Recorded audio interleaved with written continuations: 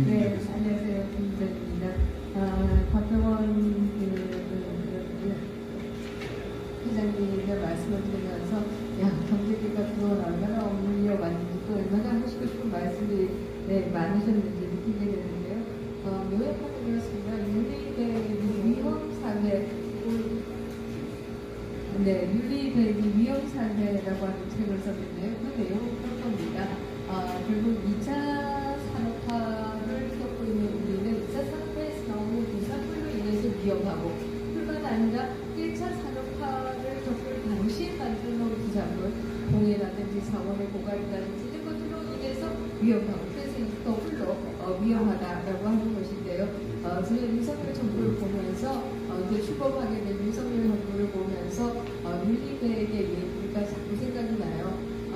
국제사회가 갑자기 너무나 환경이 좋지 않다라고 하는 것이고요. 특히 이제 국제 경제 면에 있어서도 그렇습니다. 이것이 새로운 위험이라고 한다면 바로 문재인 정부가 만들어 놓은 위험이라고 얘기할 수 있겠죠. 정책적 실패. 이제 강 교수님은 좋은 것들은 다 이어받아야 된다. 단절만 얘기해서는 안 된다라고 말씀하시지만, 그럼에도 불구하고 역대 민주화 이후 정부들 가운데에서 이렇게 정책적 실패를 대규모의 스케일로 했던 정부가 과연 있었던가? 지금 앞에 두 분이 말씀하신 것처럼 탈원전에서부터 시작해서 소득주도 성장, 부동산 등등에 이르기까지 이런 가운데에 나온 성적표가 한편에 있어서 국가부채가 500조가 늘었다라고 하는 것이고, 또 다른 한편에 있어서는 가계부채가 또 500조가 늘었다는 것이죠. 이게 이제 고금리와 만났을 때, 또 고한리와 만났을 때 이것이 우리에게 어떤 위험이 되겠는가라고 하는 게 윤석열 정부가 안게 된 굉장히 큰 과제가 아니냐. 이런 가운데에서 정말 위기로 가지 않고 이걸 정말 삶만 잘 살아줘서는 굉장히 큰 과제가 될 것이다, 이렇게 생각을 하는데요. 이것도 문제이지만 더 큰 또 과제 가운데 이런 것이 있습니다. 저는 이것이 굉장히 큰 요인이라고 생각하는데요.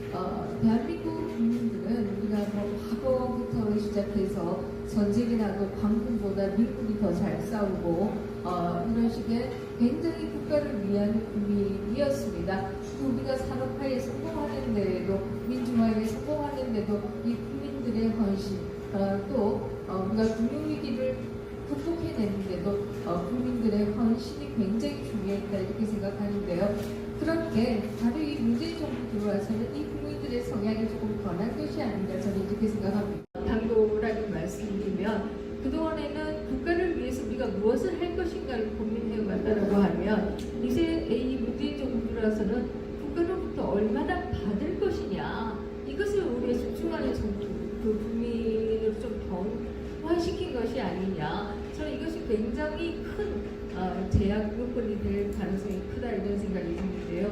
과연 허리띠를 졸라매야 할 때 계속해서 현금을 공급받던 국민들이 이것을 지원이 끊어질 때 견뎌낼 수 있겠느냐, 이런 생각을 하게 되고요. 또 문재인 정부는 권력을 다루는 데는, 정책은 엄청나게 실패했지만 권력을 다루는 데는 너무나 유능했습니다. 이 코로나를 빌미로 해서 시위 제로 상태를 2년을 만들어 왔고요.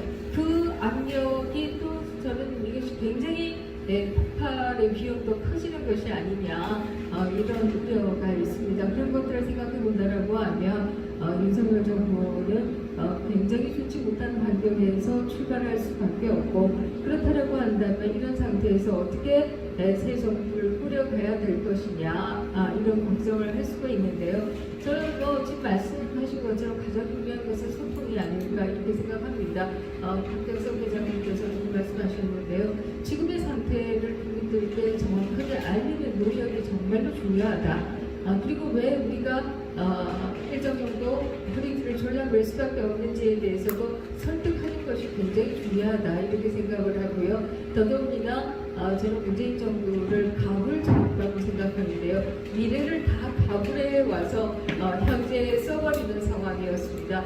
근데 미래의 몫을 미래에 돌려주기 위해서는 우리가 얼마나 브리프를 졸라매야 하는가, 이런 것들에 대한 설득이 저는 굉장히 중요하다고 생각하고요. 그러기 위해서는 정부 자체가 또 도덕적으로 굉장히 건강해야만이 그런 설득이 가능하지 않겠는가 이런 생각을 하게 됩니다. 사실 문재인 정부는 정책이나 실패한 것이 아니라 민주주의에 있어서도 굉장한 부패가 있었습니다. 제가 이것을 한 2년 전부터 계속 얘기를 해왔습니다.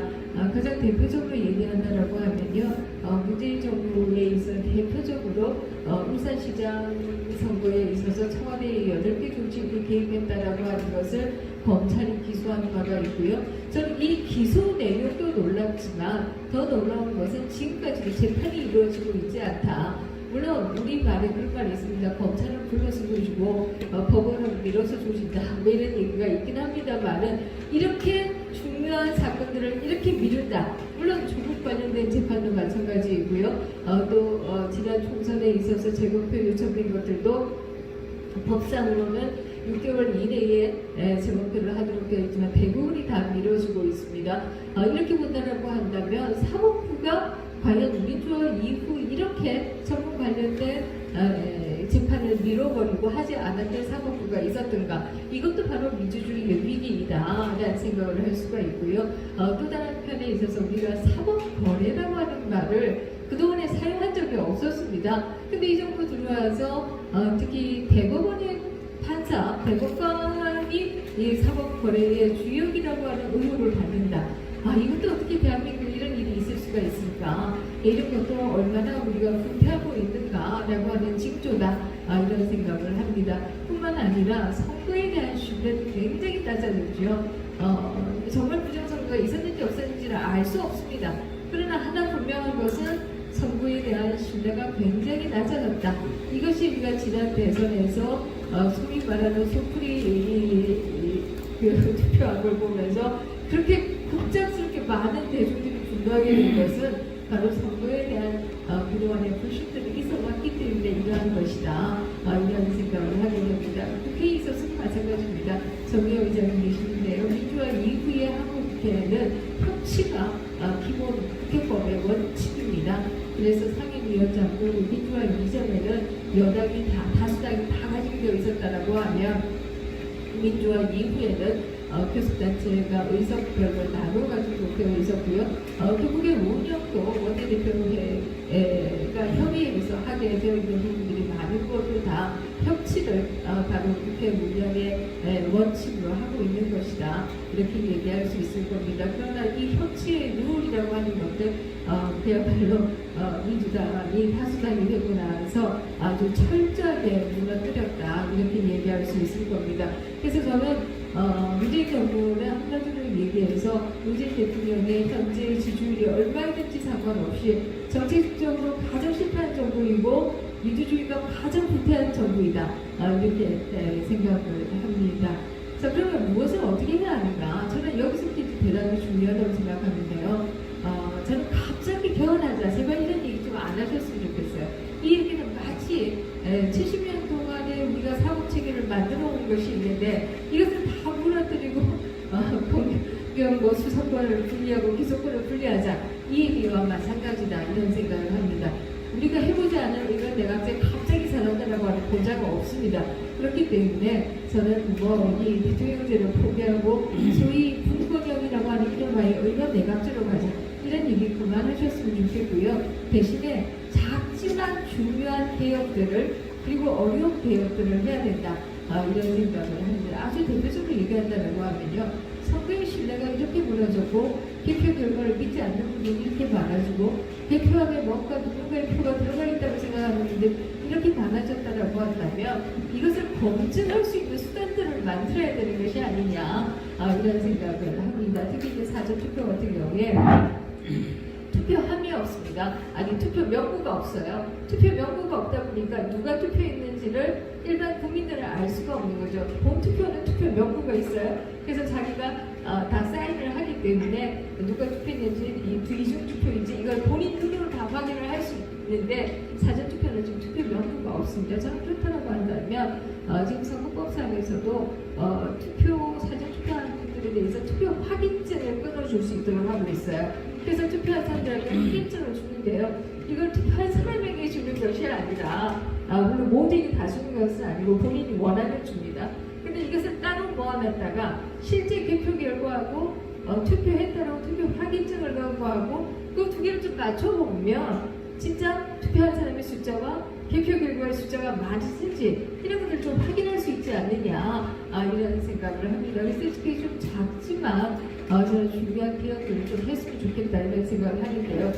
지난 대선에서도 3월 9일 대선에서도 아마 개표를 지켜보려고 앉아 있었던 분들 가운데에는 아마 보실 분들 있을 텐데요. 송파구에서 갑자기 3만 표가 없어져요. 아마 보실 분들도 계실 텐데 계속 TV를 보고 있는데 송파구에 투표한 사람의 숫자가 갑자기 3만 표가 없어집니다. 근데 이 3만 표가 도대체 왜 없어졌는지 그 이유를 몰라요. 묻지도 않아요. 언론도. 저는 이런 것이 바로 불신을 자꾸 만들어가는 것이다. 이런 것이 있다라고 하면 언론에 취재해야 되는 것이고 뿐만 아니라 이것을 확인할 수 있는 루트를 방법들을 자꾸 만들어 나가야 된다. 이런 얘기를 좀 드리고 싶고요.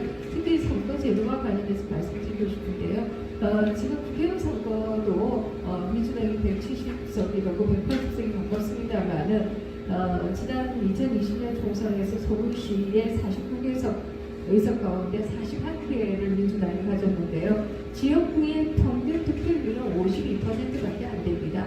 그런데도 49석 중에서 41석을 가져갔어요. 그렇다고 한다면 우리 박 교수님 말씀하신 것처럼 이제는 좀 비례성을 늘려서 이렇게 인위적으로 다수가 만들어지고 그 다수가 입법 독재하는 것을 이제 좀 제발 좀 막자 이라는 말씀을 드리고 싶고요.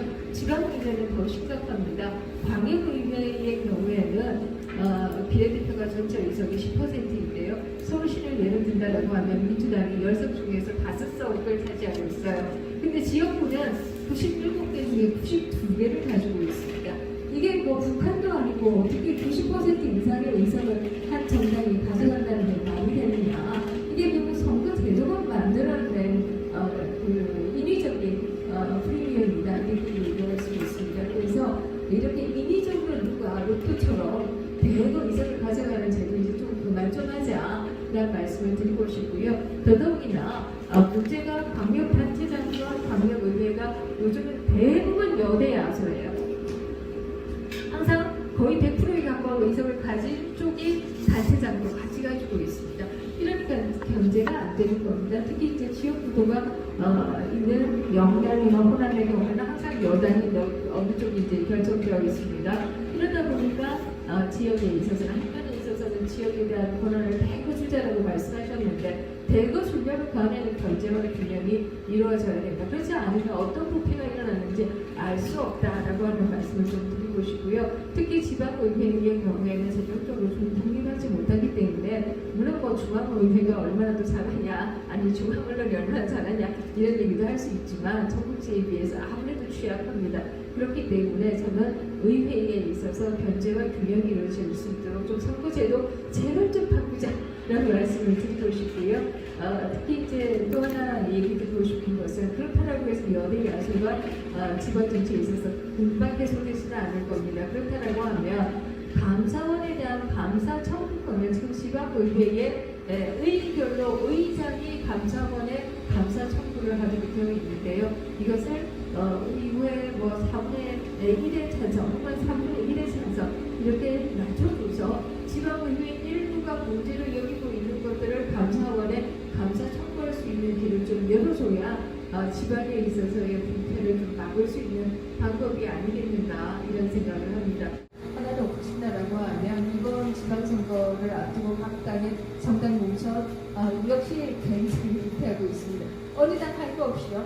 누가 그런 말 하더라고요. 국민의힘은 이명박 박근혜 시절에 한나라당이고 민주당은 김대중 노무현 시절의 민주당이 아니다. 그보다 못하다. 이런 얘기를 하는데요.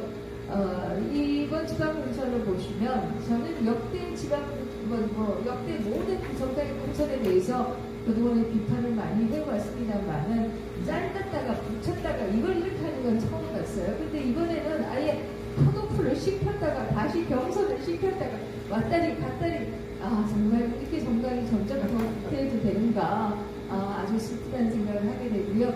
저는 결국 앞에서 말씀드린 것처럼 윤석열 정부가 굉장히 어려운 환경에서 출범한다라고 하면 결국 돈 없는 개혁, 여기서부터 시작해야 되는 것이 아니냐. 돈 없어도 가능한 개혁은 정치개혁이다. 또 돈 없어도 국민들을 설득할 수 있는 것은 당선인을 비롯해서 정부가 얼마나 국민들과 소통하려고 노력하느냐. 더불어서 실력이라는 표현보다는 정말 얼마나 대한민국의 얼굴과 비슷한 정부를 만드느냐. 이것에 대한 고민도 필요하다. 이런 생각을 합니다. 이상입니다.